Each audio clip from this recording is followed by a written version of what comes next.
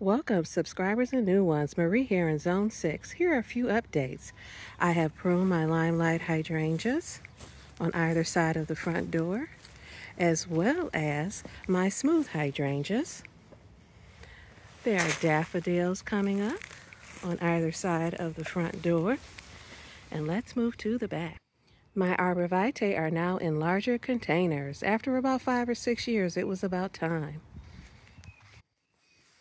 I have daffodils coming up, tulips coming up, more tulips, and look at this.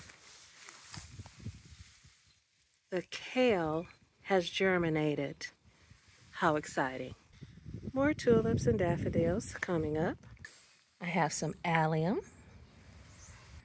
and there are crocuses blooming. So pretty.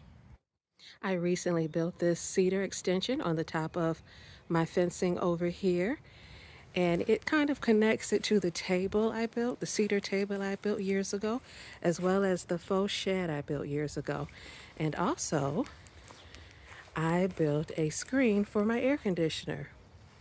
There's some updates. Thanks for watching, and subscribe if you haven't.